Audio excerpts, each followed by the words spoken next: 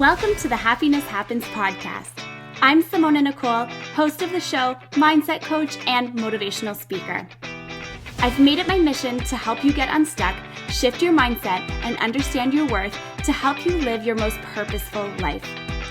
Each week, I will bring you an idea, guest, or a positive thought that will leave you inspired and empowered to win your life. We decide the stories we tell ourselves and where we invest our energy.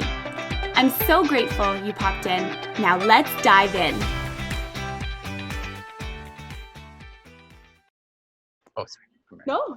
Hello, everyone. Welcome to the Happiness Happens podcast. Thank you so much for joining us on today's episode. I'm very excited for you to hear today's guest. I really think that this conversation is going to be so fun. It's going to be so incredible. And I really think that you're going to have a lot of tangible things that you can take and implement into your life as soon as this episode is done, as soon as you're done listening to it.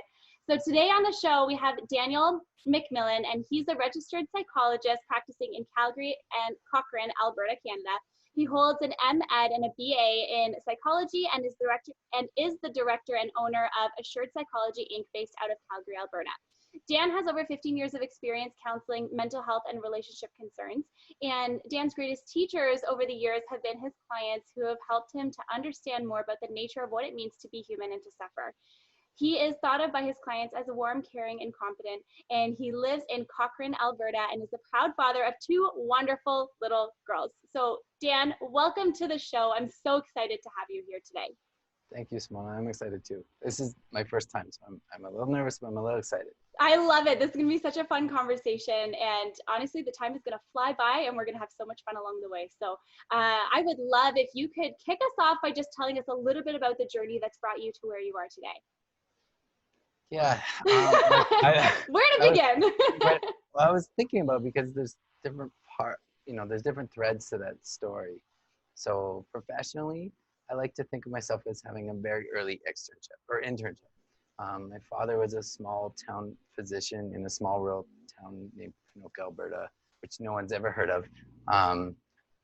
But my experience growing up was really just any trip to the drugstore, any trip to the grocery store was at least like between 3 and 5 stops to talk to my dad's patients. And early on, when I was in my early teen years, my dad transitioned to the large psychiatric hospital that is sort of the employer of the town. Oh. And so I spent a large majority of my time in that hospital getting to know his patients. And there was never this sense of hierarchy or elitism. It was very normal on a Friday night that a patient that wasn't doing so well would call, and they would know us by name, and my dad would talk to them. And Wow. so I really grew up with this early externship of what it meant to be a helper to people. And so for me, that has a lot to do with how I practice, because even walking the streets of Edmonton, my brother's university graduation, I mean, my dad knew like 10 of the homeless people and would stop and talk to them. And this was my view into this man that I admire professionally. So I really feel blessed, because I feel like it helped me understand at least how to sit with people that were struggling. And then professionally, I always wanted to be a psychologist. I always wanted to go into psychology. So out of school, I did that. And then when I graduated with my bachelor's, I got a job working in schools, and then I got a job working with teens addiction counseling. Oh, wow. Yeah, I did that for about 5 or 6 years, maybe longer. And it was a good teacher, because it taught me that a lot of the assumptions I had were completely wrong. And then I went back to school, got my M.Ed in psychology again, and I started working with mostly adults, sometimes teens, in mental health. And I worked in a bunch of different areas in mental health. And what I started to learn professionally was that much of what I thought about psychology and thought about human struggles, mental health struggles like anxiety, depression, even more severe struggles like bipolar, OCD, that I had a very simplistic understanding, that everything school had taught me was this simplistic surface level understanding, that it's so individualized and it's so looking at the symptoms. And when I sat with clients, what they began to teach me was that really wasn't it. That was the problem showing up in their lives. That was what drove them there.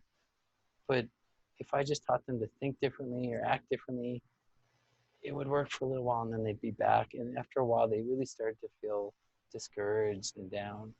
And it took me a while, but I started to listen to them, and they really started to show me something, and it's changed my life.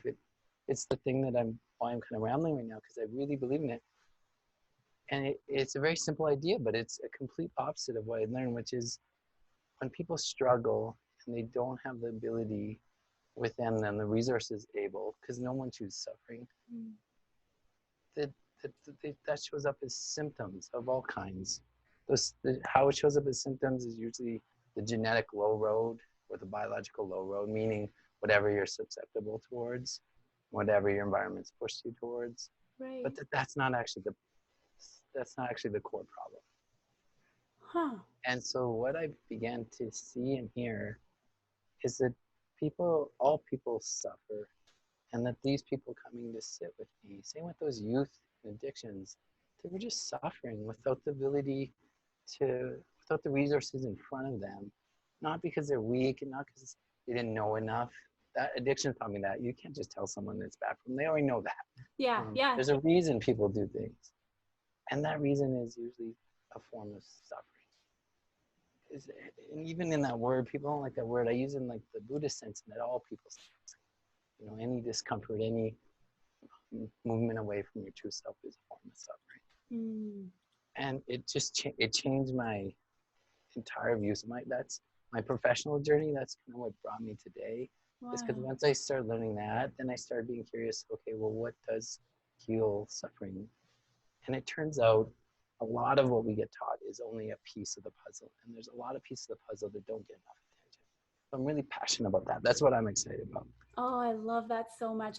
And I really think that, I mean, full disclosure for everybody who's listening right now, Dan and I do not know each other, very well. Like, we've spoken a little bit before we started recording, but I feel like, and I'm getting this sense that you have this very holistic approach to the way that you help people, with the science-based, psychology-based background, but also blending in seeing it as the whole picture instead of, one small specific piece. Would that be true? It turns out that when we look at whatever you want to look at, whether it's something pathological like bipolar disorder, OCD, or with maybe some exception for biologically based conditions like autism, or just lower branches on a tree like stress or overwhelmed or anything, they're all just different branches of the same tree. And so if we can start to get our hands around the trunk of the tree, it's a whole lot easier than you keep pruning these damn branches. They keep growing back, or they go back in a little different form. And so that, I guess it's holistic. I don't know if I'm holistic because I don't know enough about a lot of other things. When I use that word, I mean more of like a holistic, as in like seeing something with like the whole perspective, instead of like holistic nutrition type of thing. More so of like, being more aware that there's more to the story than just like the one symptom, like you were saying, is in front of you. And yes, and similar for the brain-body connection. Like, it's a crazy idea that we leave the brain away from the body. Like, the brain's just an organ of the body. Like if I told you your kidney doesn't really, that's a different thing than your body. You would be like, and if I told you that the reason you have a rash, or if your doctor told you they took some blood tests and said because your kidney was acting up, that wouldn't blow your mind at all. Yeah, exactly. But yet somehow this idea that our mind can impact what's happening in our body, and what's happening in our body can impact our mind. Like, to me, I don't think that even needs to be called holistic. That's just common sense. But it's not common. Yeah. So yeah, I guess that kind of was my professional journey. And it can be easy for me to only speak professionally. That's one of the kind of defenses I have. So personally, I think as my clients began to teach me this, what I had to do was re-examine my sort of really linear, really structured view of people, because it was safer. So I like the idea that, like, if I just thought different, it could be different. Those that didn't just weren't trying hard enough. I like the people in my life that hurt me, that they were bad and wrong, and had nothing could do with it. And I really had to open up into that I actually was avoiding a lot, defending a lot. Wow. That if I'm going to be with my clients in this, I have to be able to hold this space in myself. So this is me trying to poorly, I guess, fumble through, but also be a bit vulnerable. And that my personal journey to get here is to move away from a young man that learned you don't talk about things, you don't feel things. Rural Alberta boy, you don't definitely do that. And to lean into these parts of myself that were uncomfortable because I believe in it because I'm being taught it.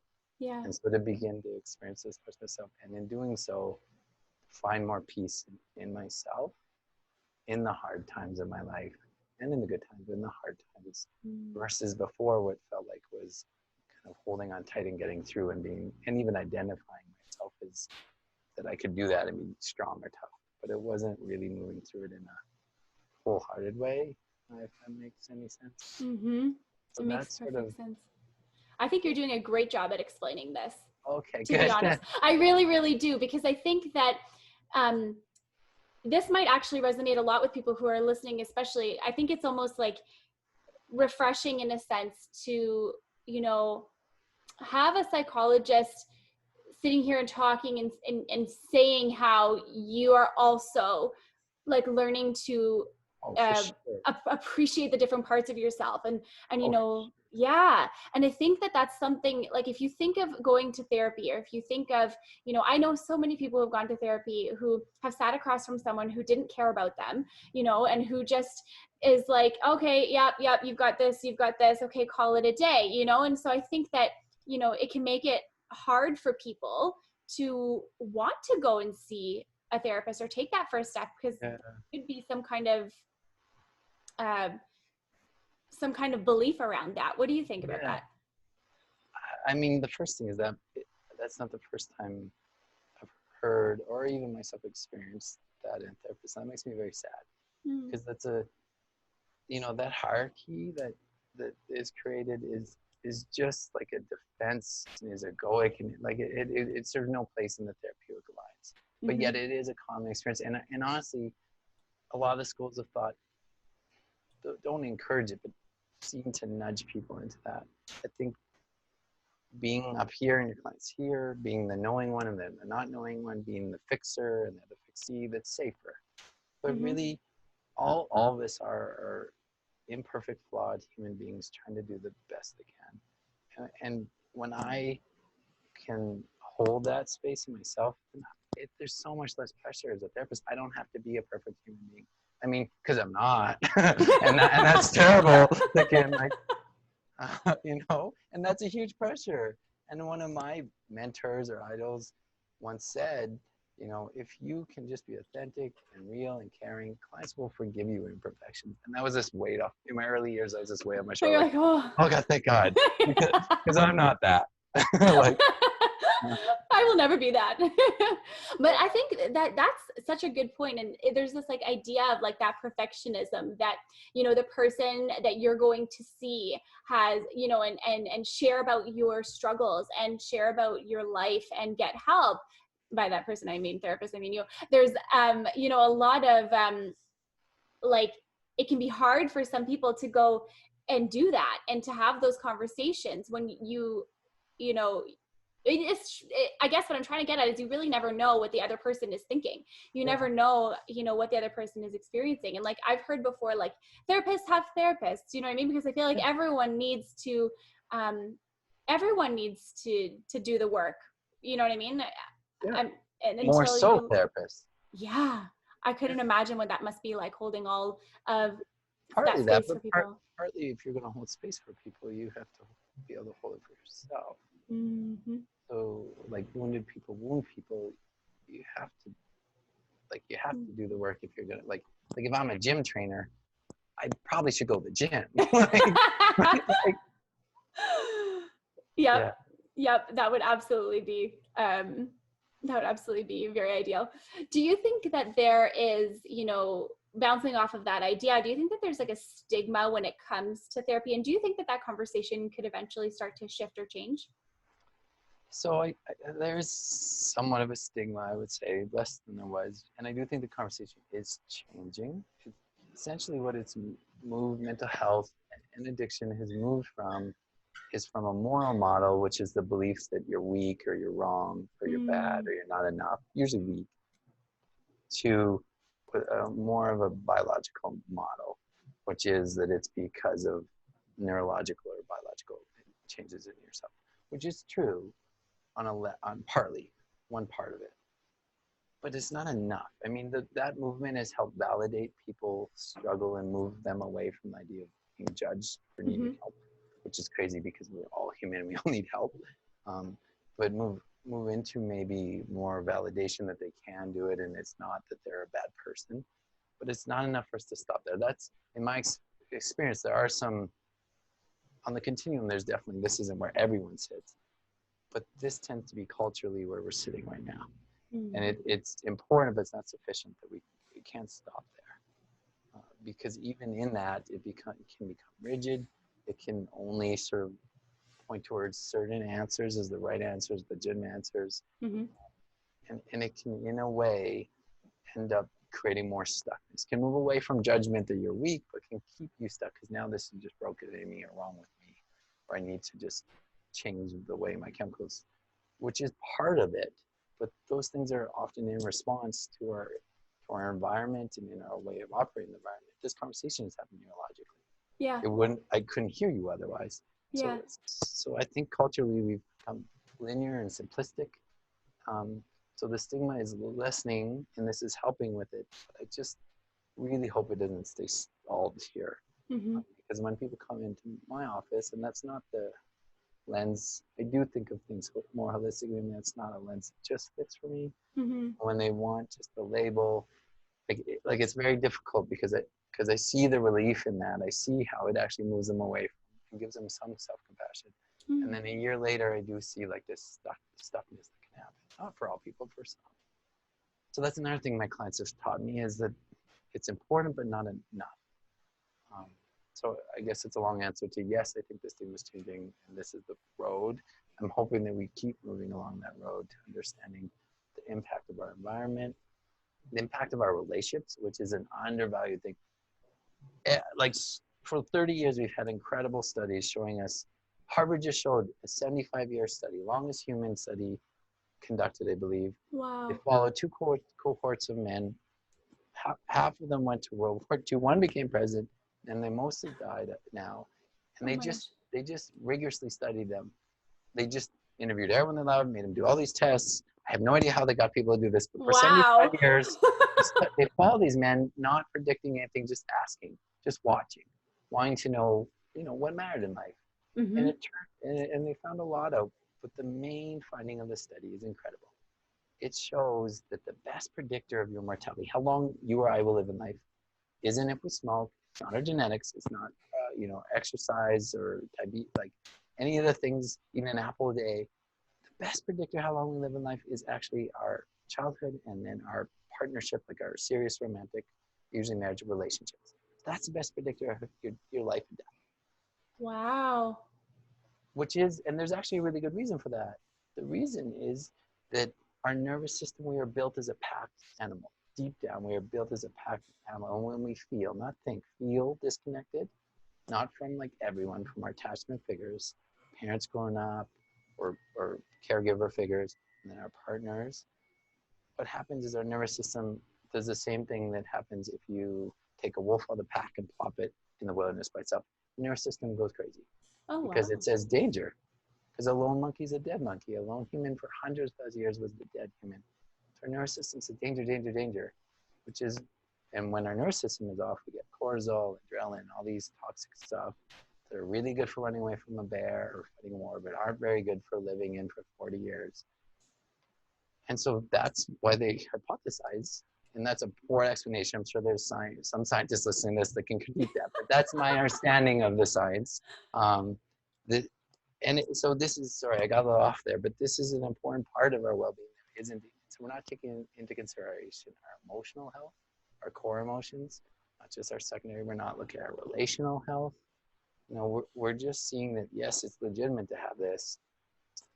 And here's why, because it happens in your body. Wow. Well, let's look at like why, and what were those wounds growing up, and getting away from this idea that only some people and the broken people have wounds and the rest of us don't. No, we all have wounds. We're all suffering. We're all hurting. No one gets through this life unscathed. That's one of my favorite quotes. Oh, I love that. I didn't make that up. I don't remember who did.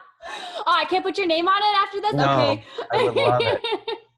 I would love it. But oh man, that is such a true point. And I love where you were going with that and what you're saying about that, because it also just makes me think, like, if we have all of these generations of people who are starting to take care of their mental health, who are starting to understand where their struggle comes from, why they have these experiences, the trauma that they may have suffered, and working through that, it makes me think that, just from what you've been saying this whole time, like, it almost seems like impossible for the conversation around mental health to stay where it is, because you're going to have this whole like new generation of children who will be raised by these parents who have done all this work to sort of contradict all of the things that they've grown up experiencing. Do you know what I mean? I don't think I'm articulating that properly, but I do know what you mean. I don't mean to be cynical. I'm not sure. okay.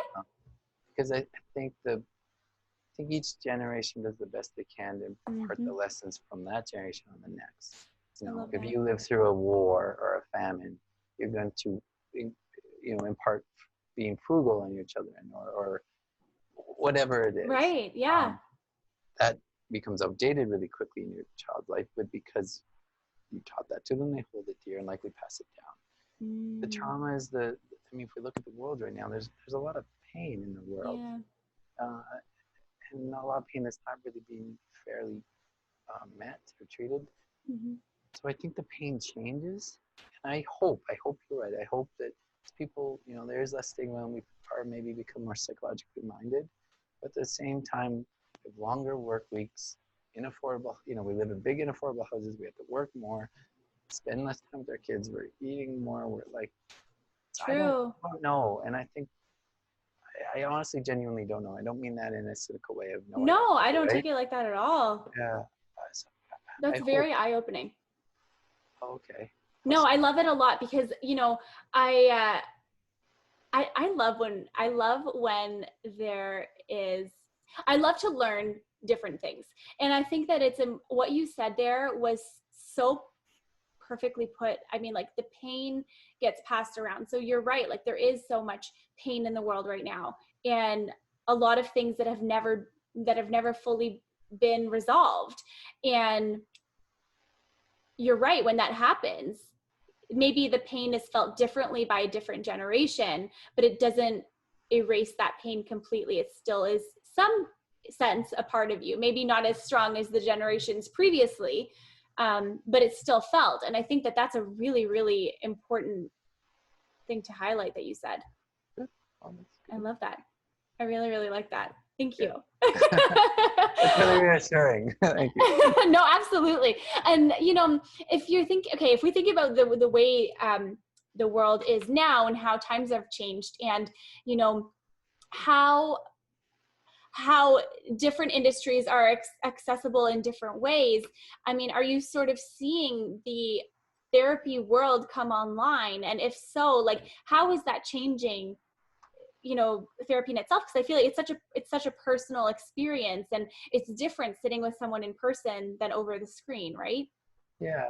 Well, I can only speak from my experience. I don't. Of course.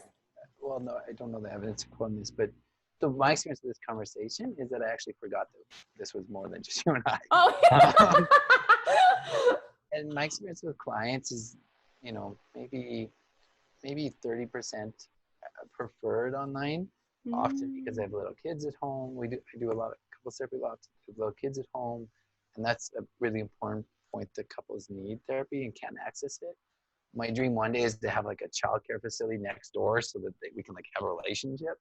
That's so because cool. Statistically, like, happiness plummets in a relationship after the first child, and then after the second, really. Anyway, why is that? Not to put you on the spot or anything, but well, I think what happens is that the ingredients that feed your relationship in a healthy way, going on dates or just sleeping in together. I know my wife and I often remember when we didn't have kids and we used to just spend Saturday morning in bed just talking about our dreams. oh, That's no longer a thing. You're getting up at 5 a.m. This morning I was up at 5 a.m. with my 3-year-old who had a bad dream, and then I finally got back to sleep, and then my 5-year-old woke up. And so I think that a lot of the natural pillars that support your relationship get eroded in that time. Mm-hmm. And it's also a time of tremendous stress. And I think also we are a pack animal. We're not meant to drive into our big garages, close the door, raise our kids in these walls. Maybe they have a grandparent nearby, maybe not, likely not. Maybe you have a couple of friends with kids. But we were meant to be in these groups of 20 to 100 people in which the kids felt safe, were raised by everyone. It wasn't even that long ago that porches were built commonly in houses because people sat in their front yard. And part of the impact was that, interestingly, was lower crime, but also part of the impact of that was that children roamed the neighborhood and everyone looked after them. And yes, bad things happened. And yes, probably we should have been not smoking for kids and put seatbelts on them and things sooner, for sure. I'm not trying to vilify a generation and idealize another, but we've moved into this separate space in which people are expected to the pressures are greater. They're more alone with raising their family. The stressors are weathering their relationship, which is the only real pact they now have. It's all placed on that. And we're hoping that these children turn out okay. It's culturally, I think we're starting to come to a crossroads culturally in many ways, but in how we look after children, I think it's a problem. That's a really, really good point. You sort of triggered my memory a little bit. I used to live in Toronto. I live just outside of the city now, but I used to live in the city, and it was in an area where grandparents, like the people who live there now, or most of them are older, elderly people. And the people who live there have lived there for 40, 50 years, something like that. But as you said that, I sort of realized that all of the houses were built with front porches that join each other. And people were always outside in that neighborhood. They were always, standing in the garden or sitting out front, or would be outside till 9 p.m. And that's really not something that you see very often anymore. Yeah. So, but I kind of went on a tangent. So I'm going to your original question about online therapy. Yeah. There's a portion that prefer it. And then I would say the majority prefer human-to-human contact. I don't think anything will, I think my job security is safe in that. I don't think anything replaces human-to-human contact. There's a lot of options out there to try. A quick Google search will give you a list of 10 things you should be doing. Like, we all know we should eat salads and go for runs and meditate. Like, but how am I able to actively do all of that, right? So I don't think anything will replace it, but I also will say most clients that we've moved online with COVID have been surprised, the same as I forgot that this was anything other than our conversation. Yeah. And sort of surprised by it. So I do encourage people to be open to it, especially if it's going to be a barrier getting into the door somewhere. I encourage them to be open with it. And to your point, to all those friends that felt like they were judged or anything like that, if you ever feel that way in the room, A, you should say it if you can, but B, one of the best predictors of the progress is the relationship with the therapist. So if you feel that way, ideally say it so they can repair it. If you don't feel safe or you don't feel like that's an option, you should find somebody you feel comfortable with. And there are a lot of good therapists out there. Oh, I love that. Yeah. That's really, really good. You're right. It is a relationship. I went to, I had a therapist for about a year, maybe just over a year.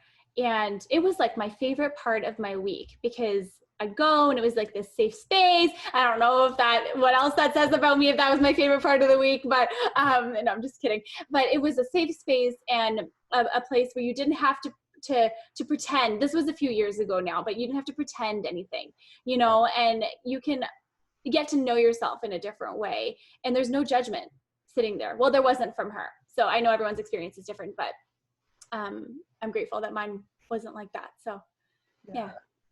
that should be the experience. Yeah. Mm-hmm. I don't think TV helps. Any therapist in TV or movies is always a joke or bad. Like, I can't think of a good example. No. Dr. Phil? No, I'm just kidding. No, I'm not going to. We won't go there. I'm just joking. Well, no, I am now remembering we're being recorded. Oh, yeah. Oh my goodness. Okay, so in this time period, by the time this airs, we may or may not still be in the same situation of coronavirus that we're in right now. A lot of people may have been going back to work. I know some people have already been going back to work as it stands right now, and things are starting to reopen, which is great. They are saying that there is potentially like another wave coming and this could happen again. And so I'm curious, in this time, you're spending the most amount of time that you probably ever will at home with your family, with your spouses, with your children. Maybe you have like in-laws that live with you. How could, we can say specifically a couple, but I'd say maybe like, I guess opening it up to anyone in general might be a little bit too broad. So maybe how could couples make this an easier time for themselves and have better communication together? Yeah, that's a big question right now. I know. I don't know if you saw, there was like a little video going on the internet of, it was a couple, I think they're Australian, being interviewed, and the interviewer said, it's like a maybe 6-year-old man and wife, and he says to the wife, you've got 2 options. The first option, with coronavirus and everything, during this 6 weeks of self-isolation, the first option is that we can find you a separate place, you and your husband, because of some reason. And he said, and the second option, and she said, A, I'll take A. and he said, I think a lot of couples are alone time, space apart is an important thing for any relationship, but I think a lot of couples also are noticing some unhealthy or hurtful patterns in the relationship. But just to be clear, every relationship has got a dynamic. A relationship is this invisible thing between 2 people that is very real, very powerful, but it involves, by definition, 2 people. For the most part, you have a relationship with something. But for the purpose of this. Yeah, so it's interactive. I do X, you do Y, you do Y, I do X. And so I think the most powerful thing I like to tell couples is a little story, because I find there are a lot of tips for how to communicate. I mean, the Gottmans did a really good job of looking at the behaviors that predict divorce and predict well-being. But the problem is that any of these things are just telling people how to do something different. That's the cortical area of our brain, which is the area that actually goes offline when we get stressed. That's why you should know, you shouldn't say X to your partner during a fight. And man, it's so hard not to. I'm like, yep, I do know that. Yeah. I've heard in your podcast you've talked about him before, so yes. So he knows he should be communicative, but he just shuts down, doesn't know what to say, or whatever it is. So I like to tell this little story to help clients begin to understand one very common dynamic, not the only one, but it is in about 80 to 90% of relationships. So they can actually understand a bit about the pattern between them rather than what they should do, because what we can see, we can begin to change. So I like to help explain this pattern. The story is mine and the characters are mine, but the pattern is well researched by a lot of people, and I'm an emotionally focused couples therapist, so I follow Sue Johnson's work, but the Gottmans and other people have outlined this pattern as well. Okay. So this isn't my genius, I'm not this clever. But the story though is, couples, I used to just tell them the pattern and they wouldn't remember. I started telling the story and they always remember. So this is what I would offer couples if I can take a minute. But the important thing before I tell the story is to remember that thing I said about the Harvard study, that we are pack animals, and this connection is actually felt in our deep down, not in our cortical area, but deep down as a threat to survival. Whether we like to think we're hyper independent, but we are not nearly as independent as we want to think we are. As evidenced by everywhere we go, we pack up. You and I aren't sitting in the middle of the wilderness by ourselves having this conversation, right? No. We're surrounded. Solitary confinement makes people literally lose their minds because our sense of self is dependent on bouncing off other people. We're packed. Yeah. So what happens, commonly there's a dynamic in a relationship. This dynamic can exist in a problematic way, or it can just exist sort of subtly and they can manage it. But it can be like a cancer under stress and grow. And this is the story I tell some of my couples that fit this. I'll just tell you to, I picture a badger and a turtle in this like cartoon-like way, like a book I'm reading my daughters, walking along the prairies. They live in the foothills. They grew up in the prairies, and they're in love, and they're holding hands, and there's like birds chirping and little butterflies, and it's beautiful. It's like a Disney scene. I love it. And then on the horizon, this storm starts rolling in. It's dark, the wind's picking up. It looks like it's going to have one of those storms with big hail. Like it's really stressful and scary, as life can be. And so they both sort of, without really thinking too much about it, revert to their natures, their habitual ways. So the turtle sees this and says, "Oh, that's scary, stressful." Turtle drops. I'm going to say he because it's 8 out of 10 times it's him. Drops to the ground, digs himself a little hole, and goes in his shell. Usually says things like, "I want to blow over. I don't want to make it worse. You know, if I'm safe in here." Usually unaware of what he just did, other than this is okay. I'm safe. I'm not hurting anyone. However, when the turtle does that, the badger sees the storm and she reaches out 8 times out of 10, not always, but the badger's female. And I should put a caveat here. I grew up in the country, and I saw badger holes, and it was a part of my life. And so I need a better animal, because sooner or later someone's going to take offense to this animal. But it was my normal animal. So the badger looks around, sees the storm, goes to grab her partner. It's scary, so she needs her partner there. They deal with it together. But where did the guy go? He's in the ground in his shell. And usually it looks very cozy. So she's a badger. So she thinks, I know what to do.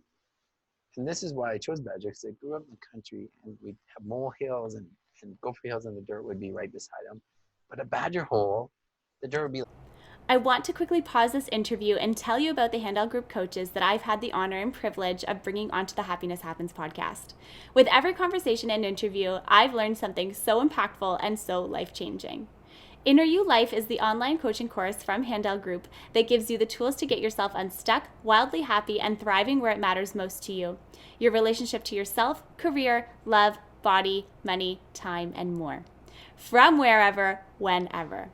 Recommended by Hugh Jackman, Dr. Mark Hyman, Forrest Whitaker, Elena Brower, and hundreds more. Taught in MIT, Stanford School of Business, and 50+ institutes of learning across the world. Visit inneryou.coach and use the code HappinessHappens at checkout for $75 off. Now, back to the episode. Like 8 feet behind it. And I imagine, I never got to see one. I always wanted to see him dig it. I imagine they're ferocious. They just go to town. Like they're the cousin of a wolverine.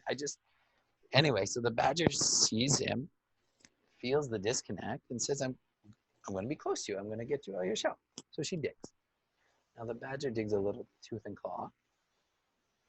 So she's digging, trying to get close, and the only way she knows how is a badger. The turtle sees her digging and says, "Oh God," and further pulls in. Now there's no such thing as a perfect turtle. They're only snapping turtles. How much they snap changes, but some really chomp out, some barely do. And I say that because it can be confusing, but the main energy is withdrawal. The main energy is to pull back. So he pulls back, which creates more emotional distance, which if you remember is an alarm bell. So the badger feels that panic, often doesn't mean to, but pursues is the name of it, pursues or demands, tries to close the gap, usually in badger-like ways like criticism or in quotation nagging or over planning or questioning, or it can be, their subtle badgers can just be things like gently prodding or but the energy is generally not about her fear of being left or what's going on for her, but of closing this gap using a strategy, not an intentional one. Like the badger doesn't choose their claws, it just, that's what they're doing. Mm-hmm. The turtle's general energy is to pull back, to try to not keep the boat from rocking too far. That's what they offer the relationship. They want safety. They try and provide safety, and to pull back to keep things calm, to keep it from going too bad. The badger's job is that they keep the emotions there. They keep connection, because two turtles they eat soup by themselves in the restaurant. Not to say they there's ships in the night. But two badgers just rip each other to shreds. So this dynamic actually works to some degree. It keeps connection alive. It keeps safety, the turtle, and keeps connection, the badger. But the problem is that it ends up spiraling under stress, so that the badger's hurt, loneliness, fear doesn't get seen, because she's kind of reaching in her way. And the turtle's fears and his hurt and pain and sadness doesn't get seen because he's in a shell. Wow. And under enough stress, it ends up snowballing into this cancerous thing that then people become very hurt and resentful for, and more dug into these positions. So that's a story I tell a lot of my couples when I infuse it with their ways of being. Yeah. But it seems to resonate. So I thought it was. I think that's a really, really great story, because I think that it brings to life that, this is the way that I'm interpreting it, sort of, is like, you can do what feels right to you without being aware of how that it could impact the people that are around you. And sometimes if we take like a second to just look outside of ourselves and see somebody else's wants, needs, desires, pain, struggle, you can have a bit of a different outcome. And that's part of the dynamic, is that it's really hard for the turtle to see the badger's pretty hurt, scared behind their teeth and claws. It's really hard for the badger to see the turtle's hurt, loneliness, sadness, whatever it is behind his shell. So it ends up being your hurt is the only thing you see, which of course is already takes up a lot of space in our right. But it's so hard to see. That's why some of the transitions in the world around vulnerability and authenticity, Brene Brown's work on vulnerability, it's an important element to this, because it's so hard. We all want to just defend our pain, and in doing so, it keeps self-fulfilling itself. And so it's so powerful to actually lean into your emotional experience in yourself, your core emotions, which are sadness, shame, fear, some core anger. There's also secondary anger, which is mostly what people know. And actually learn to reach from that to save people. And only about 28 to 30% of the world has learned to, grew up that way. The rest of us, including me, have to learn that later in life. So I'm a natural turtle. I think I'm a badger. Probably. The way that you were agreeing with it. And, yeah. I was. For everyone who's listening to this and isn't watching it, I'm sitting here like, yep, absolutely, nodding my head. Could fall into the screen. No, it's true. And my fiance is very much a turtle. So that is a really, really good, it's a really great analogy. I love it. I love it. Why do you think that people experience so much internal struggle, like those deep feelings you were just talking about of shame and vulnerability and pain and fear? Yeah, that's a huge question. People experience shame and fear and vulnerability and sadness because they're human, first of all. They did, it was quite a while ago, but this came up many times. They looked at emotion around the world. I think one of the random places was a tribe in Papua New Guinea that didn't have a lot of outside exposure. And all human beings have 6 core emotions. Some people break them down into more and say there's 8 or even 12, but they're all derivatives of these 6. Joy, which actually is vulnerable, quite vulnerable. Fear, sadness, shame. Some people name that as disgust is the root of that. But the experience is with shame. So joy, fear, sadness, shame, surprise, and core anger, which the way to understand core anger, the anger we have on both levels. Core anger is if you're walking down the street in Toronto with maybe a niece or nephew that's close to you, and someone pulls up and tries to grab them. The feeling, as I described this, in your chest, this feeling of powerfulness, like this won't happen, this is the boundary. It's not the same feeling of I'm going to troll you on Facebook and bully you, or I'm going to like hurt your feelings if you hurt mine. It's that it's not really that outwardly vengeful. It's more this powerful sense of like, this won't happen. It's what's meant to enforce our boundaries. It's one of the things that trauma victims have stripped of them typically. One of the many injuries they suffer. Anyway, so those are human emotions. We will never be rid of them, nor should we, because each one actually has a really important purpose. They have an action tendency. They drive us towards something that's actually good for us. Hmm. So sadness, for example, if you think about sadness, think of your best friend being sad. The urge inside you right now is likely to comfort them, to go to them. That's one of the jobs of sadness, is A, to help mourn, and B, to bring people in, because we need that. We need human compassion. That's what hurt me so much about your story of the therapist being judgmental. Human compassion is a fundamental part of healing. It's been happening for thousands of years, long before Freud and all these strategies. So each human emotion has got a key action tendency that when we start ignoring or dismissing them, it ends up causing a lot of problems. So fear, for example, obviously there's a good reason for fear. If you see a bear, you should feel afraid, and that fear drives you, have a lot of adrenaline and get ready to run or fight or freeze. Right. Every core emotion is very healthy, believe it or not. We don't always know comfort in them. They're actually good for us.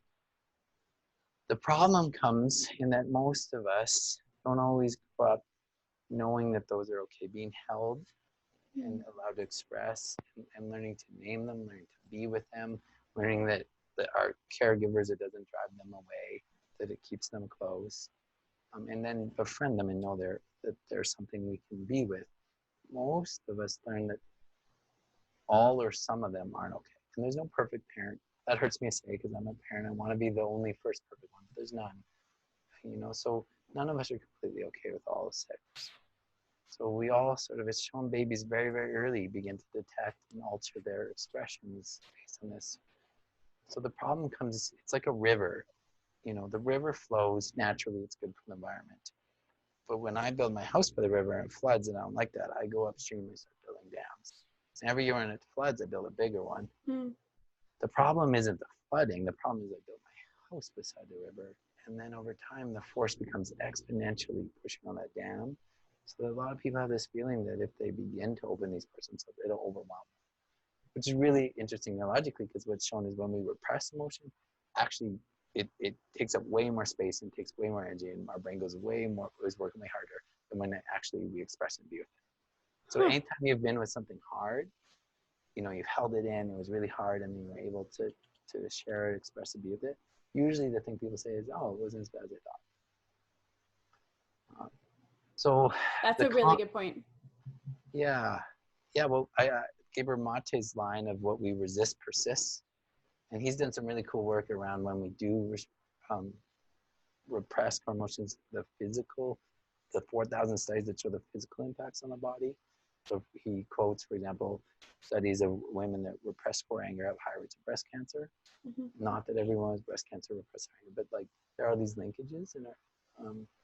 So the question of why do we struggle internally? It's such a big question, but to me, there's these important ingredients. It's essentially, all human beings suffer. How we suffer looks different. There tends to be lead paint moments in which it just becomes a normal part of our life, something that was or wasn't there, but it wasn't what we needed or what hurt us in some way. I listened to your podcast today about feeling, your brother was one of your parents, your mom was one, that was you. That sort of feeling of aloneness and that feeling of what's wrong with you, whatever it was. So that's like a lead paint of a life. That's something you breathe in every day. And there's those type of injuries tend to go unseen. There's also car crash injuries, which is this thing happened, causes an injury you can point your finger to. And that's a big deal too. You broke your femur, something really bad happened. Both matter, but interesting, car crash means land on lead paint moments. Your attachment relationships are the best predictor of how a trauma will impact you long term. So for me, I think about this combination. Why people struggle is, we have a fundamental need to feel and to connect with others. Also, we have to adapt parts of ourselves when that doesn't work, when there's pain. We begin to give ourselves a meaning. We begin to alter parts of ourselves and build these defensive parts. later in life, those defensive parts still think we're that age, and they still protect us that same amount, not knowing that we don't need them as much. And so we move out of balance, like a turtle that won't leave its shell, or a porcupine that shoots quills at everything. The shell and the quills aren't the problem. The out of balance is the problem. Right. So when these injuries happen, we don't get the fundamental needs like of feeling, of compassion, connectedness, and then we internalize them. We always give it a meaning. We're meaning-making creatures, so we begin to blame ourselves, or we create a meaning to it.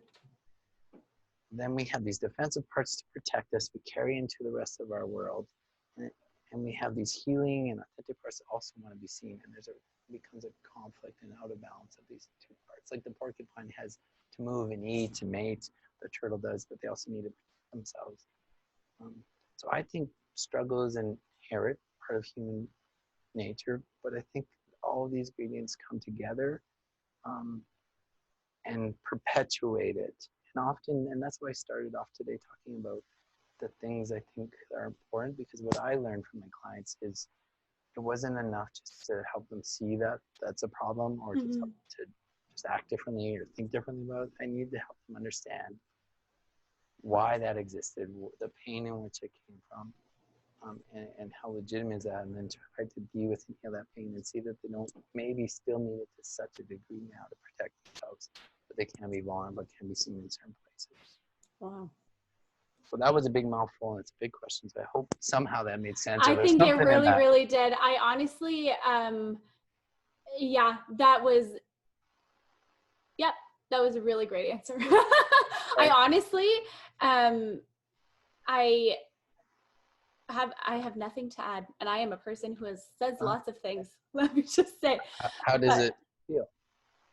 You know what? I think that it makes a lot of sense, and I think that what I love so much in what you said is the permission that you gave people who are listening right now, the permission to feel okay with the feelings that they have, and know that, you know, they're not wrong to feel upset, or that they're not wrong to feel fearful. Like, those are all core things that happen within us.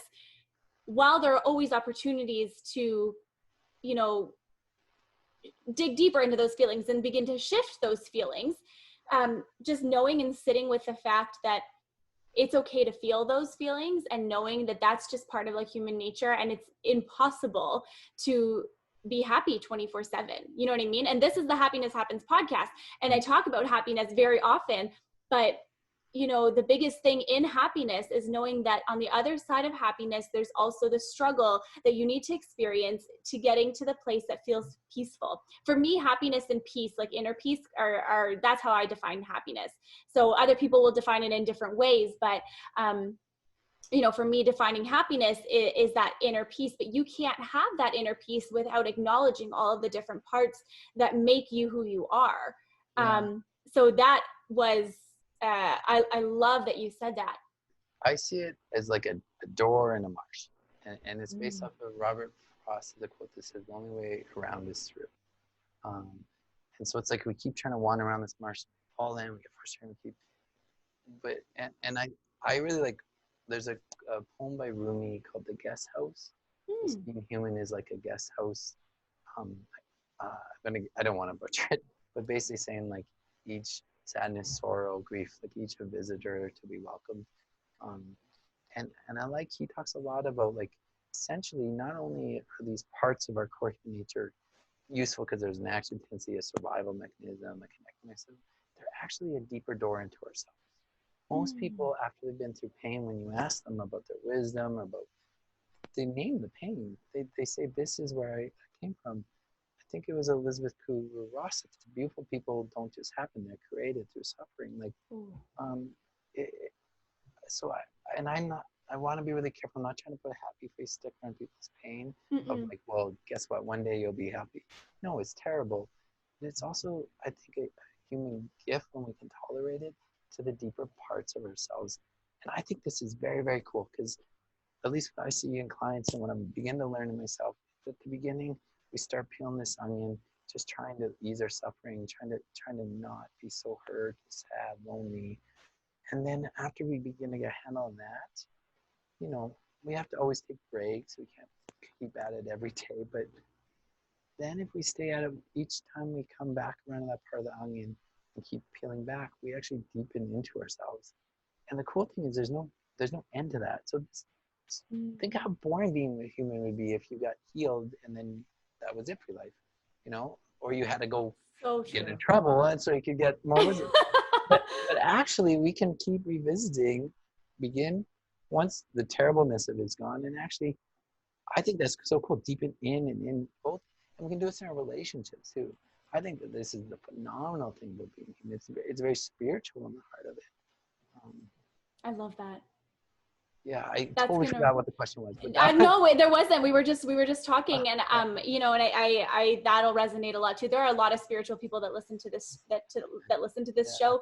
Just I think by the nature of like the types of guests that I bring on, and I think that one thing that's been really really important for me in my own personal spiritual journey, and I know that we're, you know, a little bit over time, so I hope you're okay. I hope you don't have anywhere to be. Okay, I was like, oh, someone's gonna walk into your office. No, so one thing though that's been really important for my spiritual journey is kind of looking at it from all ends and all sides, because I also love Brene Brown's work. I think she's incredible. I love, you know, the study of positive psychology. That's something that is very interesting to me.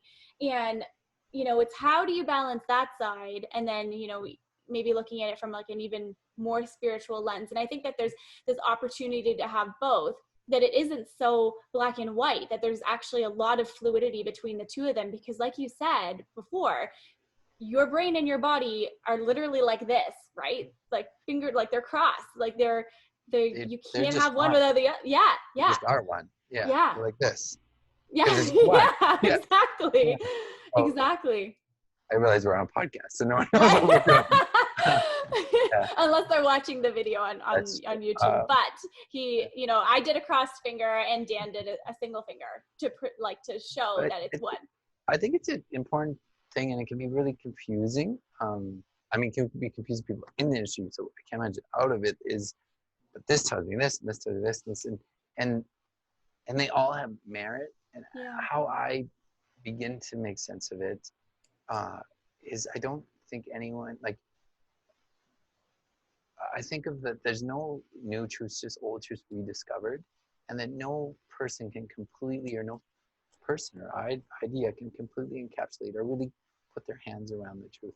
It can only kind of grasp a piece of it. And so we get these layering of things, many of which are useful and apply to us, but then there's other things, they're not actually contradictory. Yeah. And often when you sit with them or learn more about them, they end up sounding really similar.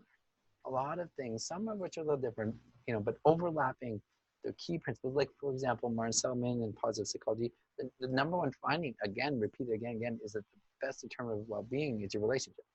You know, there's gratitude, there's flow, there's positive experience, there's exercise, purpose-driven life. But the one that gets replicated almost in every study is a relationship, which makes sense to us. So I think what ends up happening is if we can instead, and there's lots of industries built on who's got the right one and selling it, and I mean, and that's not on me to criticize. I pay to go those things, and I would love to be involved one day.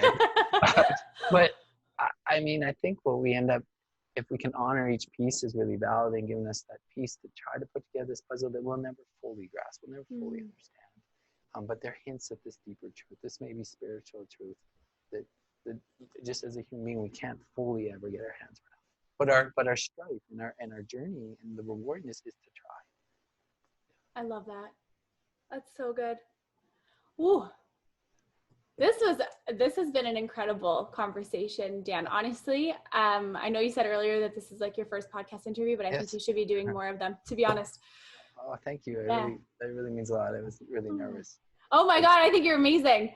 I think it's because much of my work is behind closed doors. All my work's behind closed doors, so confidential, I get banged into. But also as a person, like, I was fairly private. Grew up in I grew up in a wonderful, caring home, but the don't talk about anything home. Like shove it under the rug. Yeah, so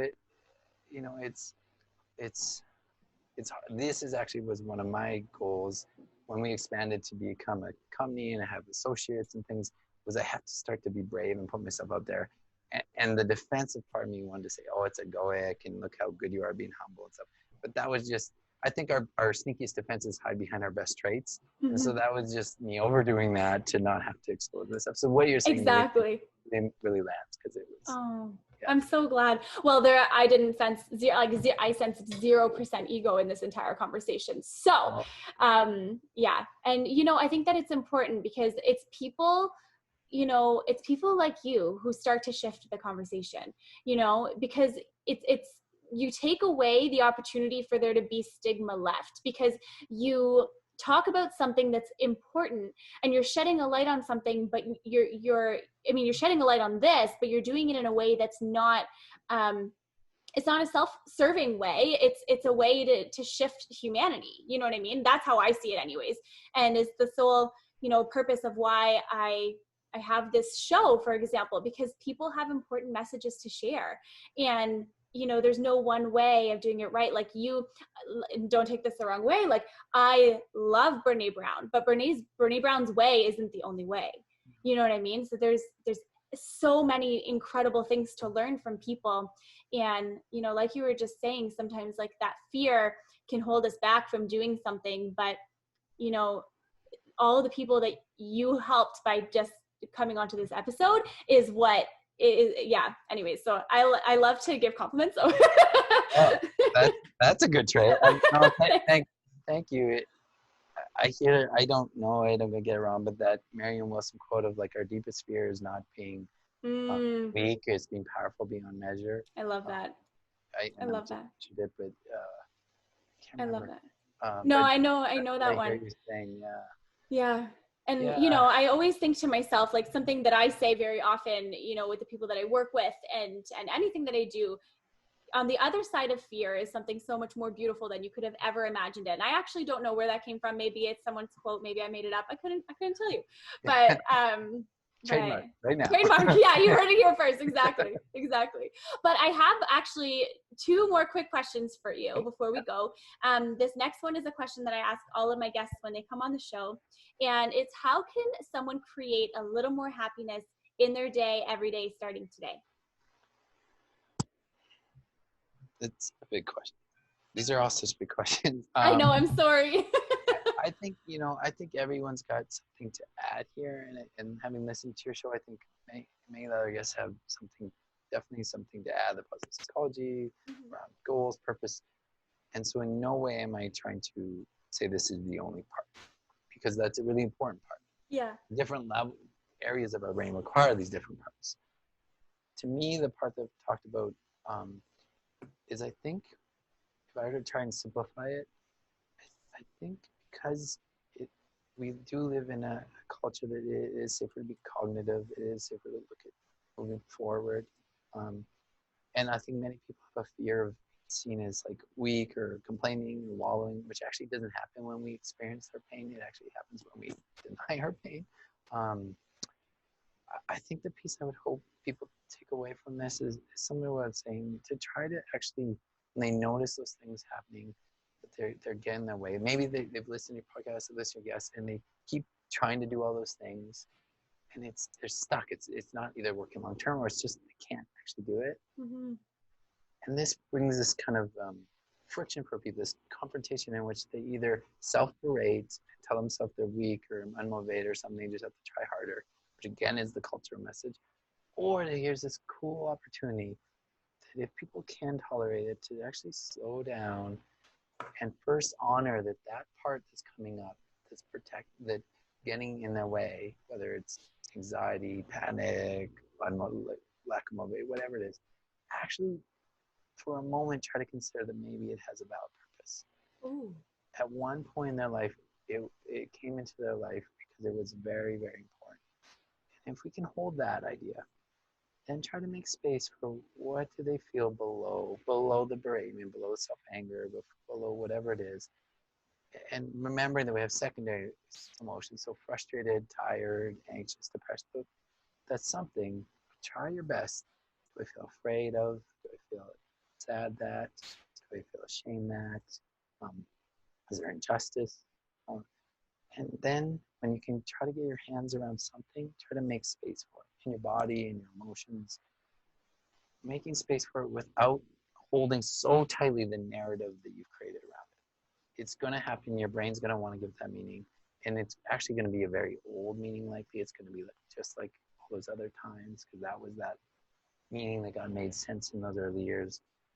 But actually see if you can just be with that experience. Let it be knowing that it actually has a purpose, and knowing that the part that comes up is there to protect you from it. Holding both, honoring that part that it was needed rather than hating on it. Because everyone's got a critical part for that part. Yeah. And actually see if you can create space for that human experience. Because long before all the cortical areas about when your dog, I have a dog named Marley, and when she's upset or sad or shamed, she just is, she's very present. She just is. She doesn't hold on to it. And then 4 days later, she's not resenting me for it or whatever, right? She's been like getting up on the counter and eating the kids' food lately, and then I get her trouble, and it's very sad about that, and then I'm sad about that. But so if people can make space for their feelings, like use the thing they don't like as actually a sign that something is below that. Not hate on that thing. Have self-compassion, or at least curiosity. Make space for that thing below.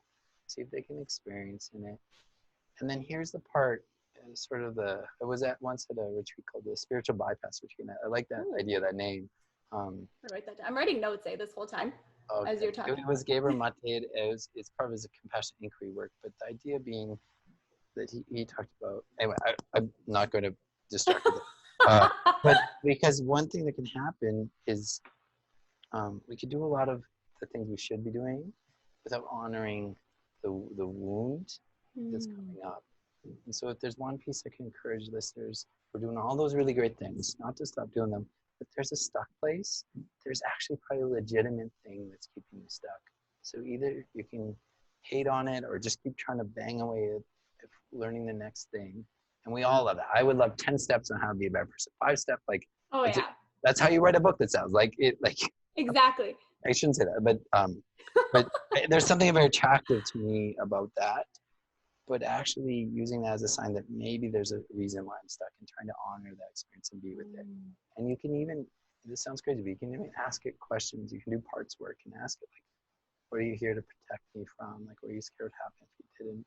This is a type of work called internal family systems. It doesn't matter, but, and you may begin to remember or have ideas about where this all began, where this unmotivation, where this anxiety, and you'll get a better sense of the fear, the sadness, and then there'll be a need. Need almost always involves another person. This is why I got in that spiritual bypass idea, is because I think a lot of people do a lot of work to get here, but it's so terribly vulnerable to reach out, for me to reach out and tell someone I love that they're hurting me, I'm sad. It's so much easier to do my work, Exactly. But actually, when it's safe, when it's possible, take that core feeling, take that core need. Fear needs reassurance. Sadness needs to be seen and met. Shame needs to be held and know that we're enough. Core anger needs justice and to know that we're valid. Joy needs to be shared. To take that and approach the people we care about. And in doing so, rather than those defensive parts, in doing so, we bring them in closer, and we do feel more authentic, and we are happier. And so if I could offer something, it's just to lean in rather than lean out in a way. Oh, I love that. It's a complete 180. Don't actually hate the thing that you don't like. Actually lean into it and learn what it has to tell you and what it needs to show you and how to be with that. That's the thing that I have to constantly be trying to do. But when I can do it really, I'm choking up a little bit right now because I can feel how much it means to me, but also the sadness connected to this. Because that's what I hid from for so long. Yeah. It's that's really, really powerful. And I love that you said that so much, because instead of running away from it, face it head on. What can you learn from it, and how can you lean in? And I think that's beautiful. Yeah, my 2 favorite sayings are lean in and make space. Oh, I love those. And no one preaches louder than the converted. So I say this adamantly because it was complete. It's what I absolutely didn't want to be. I wanted it to be the opposite for a very long time. And then the thing is when you start to, when you start to do the work and you just kind of like realize that you can't really go back to the place of not doing it because that doesn't feel right. You know what I mean? And then you're like, oh my God, I'm in this place and now I gotta do the work and I don't want to do it, but then you do it and then it's always good. It always ends up better. The burden of awareness. Yes. Yeah. And also knowing that we're never done with our work or healed. Like it's just, we've just done one circle around the merry-go-round. Like exactly. Not that it's helpless. It's actually, like I said earlier, it's a chance to deepen. Yeah. Exactly. It's like layers, like you were saying before. I love that. Dan, thank you so much for coming on the show today. Where can our listeners find you? Sure. I mean, the best place is the website, www.assuredpsychology.com. Not insured. Assured Psychology, something.com, all one word. And yeah, no, I thank you, Simona, for having me. I really appreciate it. I really like this conversation. I could keep talking for a long time. So I really appreciate it. And to thank you for everyone that listened. And hopefully it was helpful and not offensive in any way. I don't think that it would be offensive at all. I think this was wonderful. Thank you so much. I'm so glad you were here, Dan. Thank you. And everyone, thank you so much for tuning in to this week's episode on the Happiness Happens podcast. I really hope you love this conversation as much as I did. There are so many gems in this conversation that you can go back to and listen to again, and things that you can take and use in your life every day. Let Dan or myself know what you loved about this episode. Reach out to us. Let us know what resonated with you. And it would be amazing. It's always so awesome connecting with people who are listening. So let us know. And I'll put Dan's website in the show notes here so that you can get in contact with him very easily. Remember that happiness happens when you're least expecting it. Have a beautiful week and see you next week. Thanks so much for being here today. I hope these words have brought you inspiration, insight, and a bit more happiness. Please leave a comment or a review if this episode resonates with you. I would be so grateful. Until next time, remember that happiness happens when you're least expecting it.